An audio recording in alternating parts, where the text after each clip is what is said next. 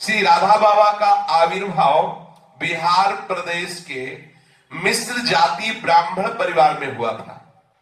मिश्र जाति बिहार प्रदेश के गया जिले में फखरपुर ग्राम है। फखरपुर ग्राम स्वामी महाराज गए हो आप? हाँ, फखरपुर ग्राम है जो सोनभद्र नदी के तट पर है। ये अरवल ग्राम से 3 मील पूर्व की ओर स्थित है। 3 मील। इस ग्राम का ये मिश्र कुल अपने साधुता एवं श्रेष्ठत्व के लिए आसपास के अनेक ग्रामों में बड़ा विख्यात रहा है। इस संत परिवार के आस्तिक सात्विक वातावरण में श्री पूज्य राधा बाबा का आविर्भाव हुआ। ये सभी के लिए ग्राम वंदनीय है, कुल वंदनीय है, क्योंकि ऐसे महाभागवत का यहां प्रादुर्भाव हुआ। ये मिश्र परिवार पहले विश्वनाथ बिगहा में बसा हुआ था, फिर परिवार के लोग विश्वनाथ बिगहा से आकर फखरपुर ग्राम में बस गए। श्री राधा बाबा के दादाजी का नाम था पंडित अंबिका दत्त जी मिश्र। भगवत कृपा से पंडित अंबिका दत्त जी के 5 पुत्र हुए, श्री जयपाल, श्री भूपाल, श्रीपाल और महिपाल और श्री देव शरण।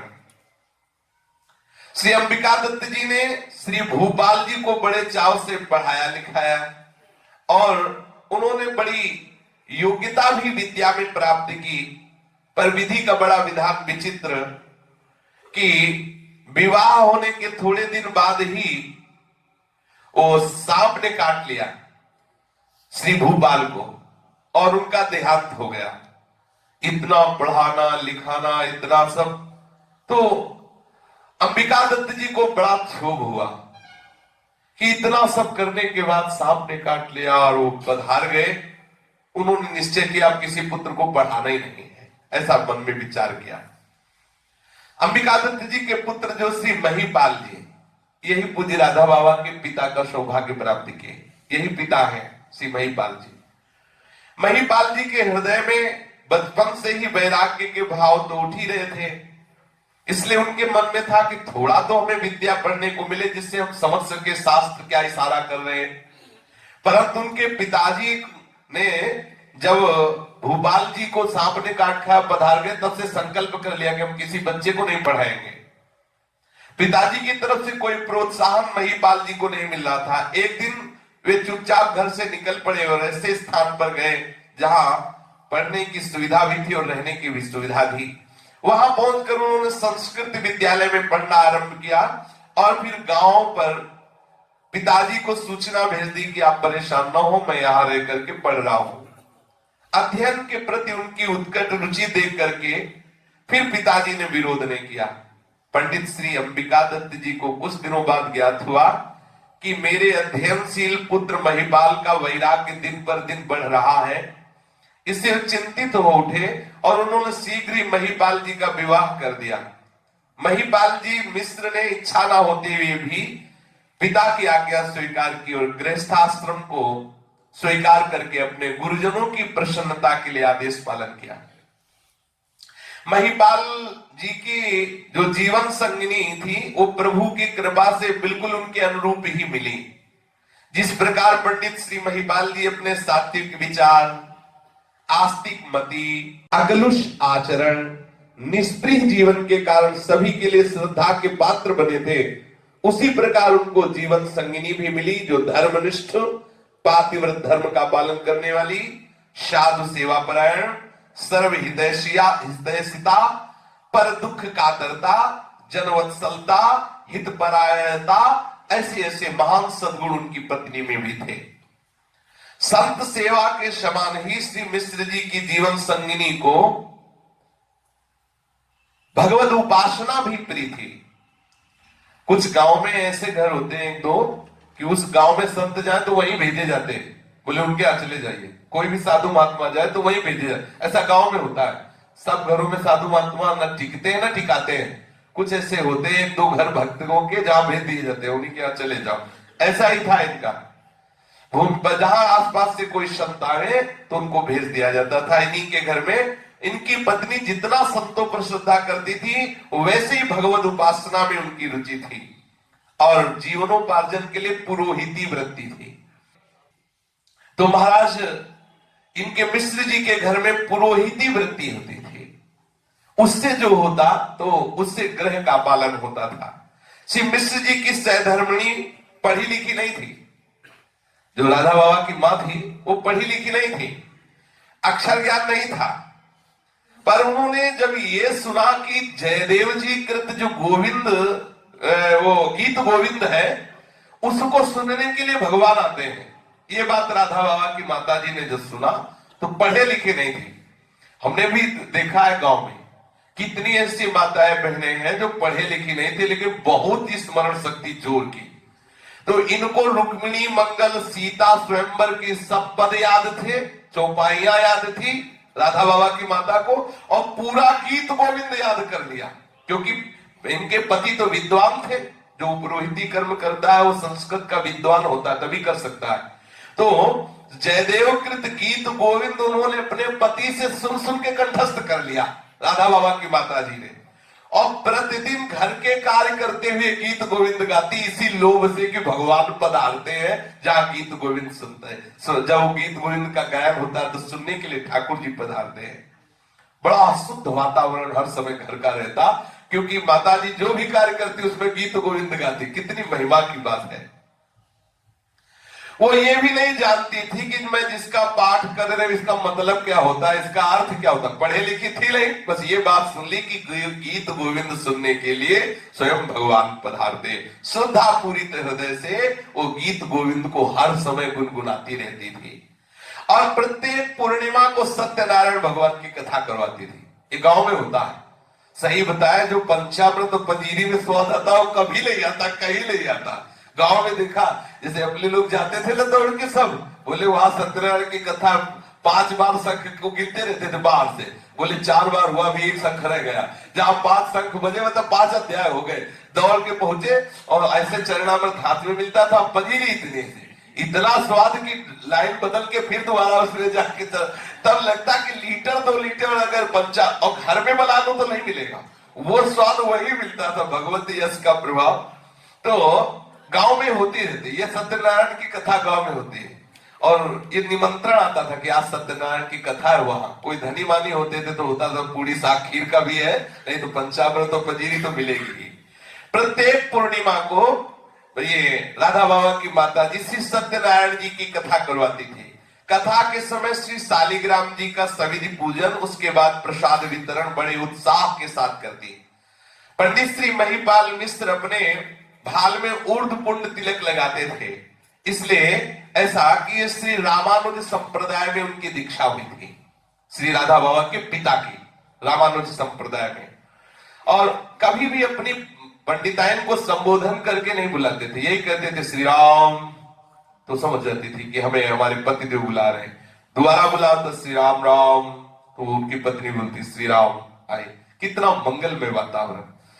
श्री पंडित जी का जीवन बड़ा ही तितिक्षापूर्ण, बड़ा तपपरायण, कर्तव्यनिष्ठ और धर्मभीरु और सत्य प्रेमी। पंडित जी का जीवन इतना अधिक उज्जवल था कि जमींदारों के यहाँ इनका आना जाना पुरोहित कर्म में होता, और जमींदारों की स्त्रियां कभी मुख खोल के किसी से बात नहीं करती। पर इतना पवित्र जीवन था कि प्रत्येक बधुएं भी पंडित जी से अपनी सब बातें कर लेती थी। सभी के लिए विश्वसनीय थे राधा बाबा के पिताजी श्री महिपाल जी। समस्त संभ्रांत परिवार की कुल वधुओं को ऐसा अवसर मिलता है इनके समीप बैठकर अपना दुख दर्द निवेदन करने का, उस दुख से बचने का उपाय आदि आदि। श्री पंडित जी का द्वार सभी स्तर के प्राणियों के लिए खुला था। बच्चा हो, जवान हो, कोई भी हो, सब आकर के अपनी बात कहें, और वो शास्त्रों के द्वारा बात बताते हैं। श्री पंडित जी की निष्प्रियता अद्भुत थी। उन्होंने कभी किसी से कुछ मांगा ही नहीं। वे पूजा पाठ के बदले में कभी दक्षिणा ठहराते नहीं थे कि इतना दो तो दक्षिणा, तो वो कभी ठहराते नहीं थे दक्षिणा। और उनकी आवश्यकता का व्रत एक बार भी कभी खंडित नहीं हुआ कि वो किसी से कुछ मांगे कि भाई ये आवश्यक है दे दो। जैसी जो परिस्थिति उसी से निर्वाह करते। गांव के सब लोग जानते थे कि कितने निर्लोभी हैं श्री राधा बाबा के पिताजी। अयाचकता का कठोर व्रत, कभी किसी से कुछ नहीं मांगना। गृहस्थ जीवन में जो कुछ है उसी से साधु सेवा परिवार का निर्वाह। सात्विक एवं साधारण जीवन व्यतीत करने के लिए पूज्य पंडित श्री गया प्रसाद जी के भी जीवन में पाया गया। ये जो बड़े बड़े महापुरुष हुए, इनकी जीवनी ही ऐसी थी। पंडित जी बहुत ही मतलब पंडित श्री गया प्रसाद जी जीवन में बहुत ही अकिंचन ब्राह्मण, अकिंचन गृहस्थ से जब आए तो देखो ऐसा भजन किया कि सचल गिरिराज जी कहे गए अपने ब्रजमंडल में। तो अयाचकता का कठोर व्रत होते हुए भी गृहस्थ जीवन में कभी भगवान की कृपा से ऐसी कमी नहीं रही कि कैसे भोजन पाया जाए, कैसे वस्त्र, सात्विक एवं साधारण जीवन स्वभावता भगवान सब व्यवस्था करते। पंडित जी के संतों में बड़ी निष्ठा थी। यही कारण है कि उन सरल श्रद्धालु पंडित जी के द्वार पर साधु संतों का प्राय आगमन होता ही रहता था। इसके अतिरिक्त आपको तीर्थ यात्रा में बड़ी रुचि थी। एक बार उन्होंने पैदल श्री जगन्नाथ धाम की यात्रा की। रेलगाड़ी की सुविधा थी, इसके बाद भी श्रद्धावशात पैदल ही गए, पैदल ही वापस आए। यात्रा में उनके साथ उनका एक भतीजा था। गांव से पैदल पहले तारकेश्वरनाथ गए, वहां से जगन्नाथ धाम गए। इस पैदल यात्रा में 3 मास लगे। एक बार अपनी पत्नी के साथ, ये श्री राधा बाबा के माता पिता जी दोनों ब्रजधाम की यात्रा में आए और श्री गिरिराज गोवर्धन की भी परिक्रमा लगाई। परिक्रमा लगाते लगाते संध्या हो गई, शरीर बहुत थक गया था। अपनी धर्म पत्नी को संबोधन करने की रीति उनकी अलग थी। वो बोलते थे श्री राम, ऐसा करके संबोधन करते। धर्म पत्नी भी जवाब में श्री राम राम, ऐसा। कितना मंगलमय, देखो कितना मंगलमय भगवान नाम उच्चारण करना। अपने आप ब्रजधाम में प्रकट है, राधे ऐसे संबोधन में बुलाया जाता है। वो उत्तर में देते हैं हाँ राधे राधे, ऐसे होते हैं। ऐसा कितना मंगलमय। तो उन्होंने अपनी पत्नी से कहा श्री राम क्यों यहीं विश्राम कर लिया जाए, सूर्यास्त होने वाला है। ये पास में छोटी सी बस्ती है, रात को यहीं विश्राम करके फिर प्रातः काल यहां से चला जाए। उनकी धर्म पत्नी अपनी स्वीकृति प्रदान करने वाली थी। तभी उनको श्री गोवर्धन गिरी के शिखर पर दिखाई दिया कि राधा कृष्ण खड़े हैं और मंद मंद मुस्कुरा रहे हैं और वो कह रहे हैं यहां मत रुको, यहां मत रुको, आगे रुकना जाके। ऐसा वो उनकी पत्नी को दिखाई दिया, ऐसा राधा बाबा की मां को उनको दिखाई दिया। उन्होंने विनम्र स्वर में कहा कि सामने राधा कृष्ण खड़े, देखो गिरिराज जी के शिखर में दिखाई दे। वो कह रहे हैं यहां रुकना ठीक नहीं है, आगे रुकना। इस सुझाव को पंडित जी ने तुरंत स्वीकार कर लिया। श्री गोवर्धन ग्राम पहुंचने पर ज्ञात हुआ कि वहां रुकना ठीक नहीं था, क्योंकि वहां यदा कदा दुर्घटना होती रहती है। वृद्धावस्था में श्री पंडित जी की यद्यपि नेत्र मंद हो गए थे, फिर भी उनकी स्मृति शक्ति बहुत बड़ी थी। पंचांग तिथिवार देख पाना असंभव था, परंतु स्मरण शक्ति इतनी प्रबल थी कि एक बार पंचांग सुन ले तो पूरे साल उसी सुने हुए पंचांग से उत्तर देते रहेंगे। राधा बाबा के पिताजी, इतनी उनकी मतलब स्मरण शक्ति, एक बार सुन ले। ऐसा पूज्य श्री मथुरा दास जी में भी देखा गया। वयोवृद्ध थे, एक बार सुन ले तो मैं श्लोक संख्या से श्लोक सुना देंगे। कितनी विशाल स्मरण शक्ति। एक बार सुना तो शुरू हो गए, वो जो सुना पूरा वैसे का वैसा, जैसे टेप कर लिया जाए एक बार में। श्री राधा बाबा का जो प्रादुर्भाव हुआ, इसी कुल में प्रादुर्भाव हुआ। बड़े महिमा में इनके माता पिता, बड़े महिमा में।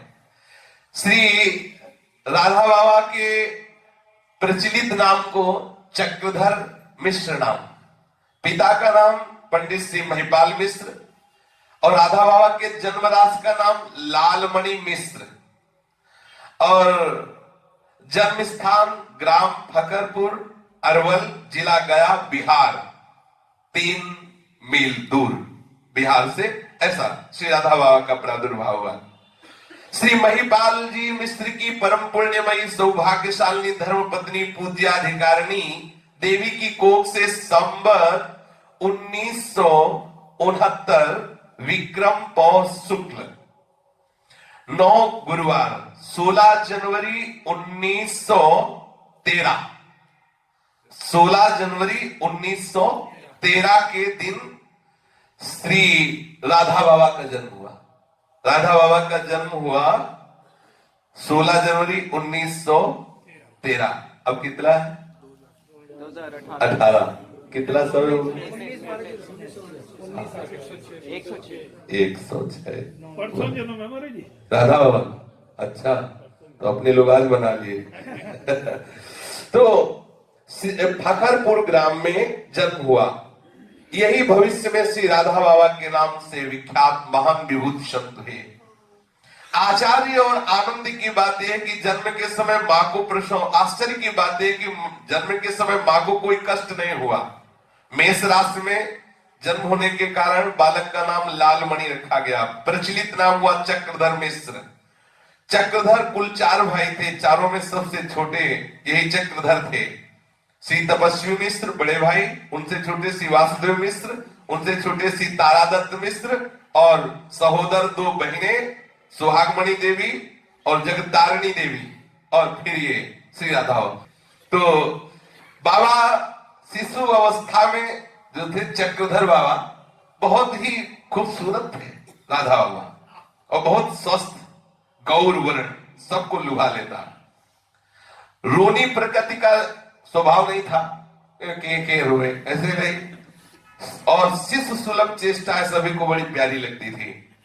जब उनकी आयु 1 साल की हुई तो कभी कभी हाथ में छोटी सी छड़ी लिए हुए आते, घर की बड़ी महिलाओं या बहनों को खेल खेल में मारा करते। कुछ बड़ा होने पर चक्रधर घर में और घर के बाहर प्राय खेल खेलते रहते। वो समवयस्क बच्चों से झगड़ा भी कर लिया करते। पंडित जी के घर पर गाय थी, घर की महिलाएं ही वो गाय दूहती थी। जब घर की महिलाएं गाय दूहने जाती तो चक्रधर जी लाल लाड़ में उनकी पीठ पर चढ़ जाते और वो गाय दूहती रहती। और प्राय ऐसा होता है, गांव में कोई ऐसा घर नहीं था जिसके घर में मठा ना होता हो, क्योंकि दूध बेचना एक तरह से पाप माना जाता था। हमने तो देखा है, मतलब रुपया नहीं होगा कि आप 5,000 रुपया निकाल सको, मुश्किल है किसी घर में, लेकिन ट्रकों अन्न होगा, दूध होगा, घी होगा, खान पान की सब सामान, नगद नारायण। हो सकता है कपड़ा फटा हो, लेकिन शरीर में इतनी दम होगी कि 24 घंटे वो मेहनत कर सकते हैं ऐसे। अब हो सकता है कि 10,000 के वस्त्र हो, लेकिन 4 कदम चलने के बाद बैठने की बात आ जाएगी, ऐसी हिम्मत होगी। पहले था गांव में मठा होता था, बहुत सुंदर।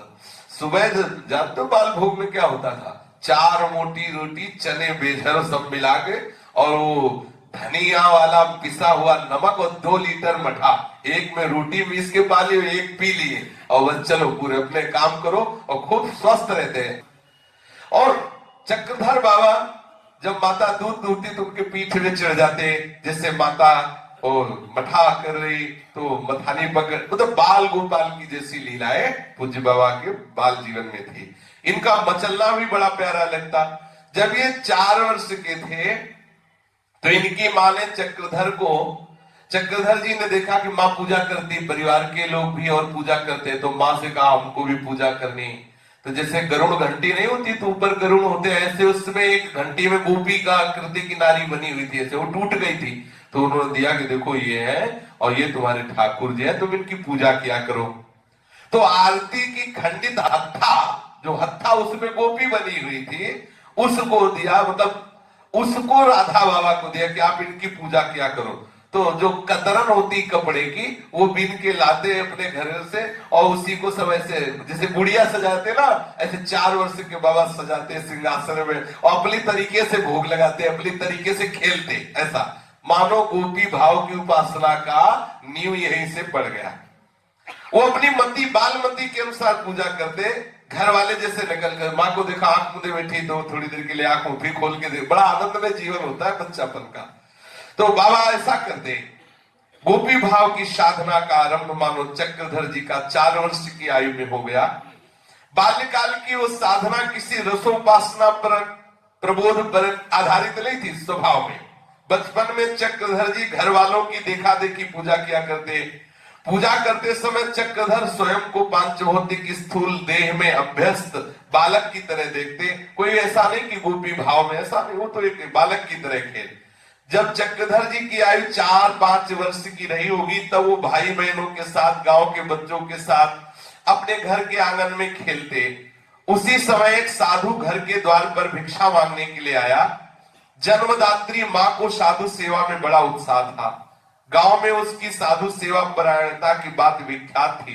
गांव में यदि कोई भी साधु संत आता तो लोग कहते पंडित जी के घर जाओ, वहां भोजन और वहां बहुत व्यवस्था है। बच्चों के खेलते समय पर जो साधु द्वार पर भिक्षा मांगने आए वो बड़े तेजस्वी थे। उनके मुख में बड़ी अद्भुत भागवती कांति थी। वे द्वार पर खड़े होकर एक टक बिल्कुल चक्रधर जी को ही देख रहे थे। थोड़ी देर बाद जब भिक्षा मिल गई तो चले गए। उनकी दृष्टि का ऐसा चमत्कार चक्रधर पर विलक्षण पड़ा, पूछो मत। मानो उन्होंने अपनी दृष्टि से भागवतिक शक्ति का शक्तिपात कर दिया हो। देखो, किसी के भी जीवन में यदि परिवर्तन होता है उसके मूल में साधु कृपा कटाक्ष होता है। जैसे पूज्य श्री बालकृष्ण दास जी के पावन चरित्र का जब श्रवण किया तो श्री रामकृष्ण परमहंस जी का कृपा प्रसाद, पहली दृष्टि रामकृष्ण परमहंस जी की कृपा दृष्टि, उसी से उनको वैराग्य प्राप्त हुआ। बिना महापुरुषों की कृपा के कोई प्रभु को प्राप्त ही नहीं कर सकता, ऐसा सिद्धांत है। शेष चर्चा आगे। श्री राधा वल्लभ लाल की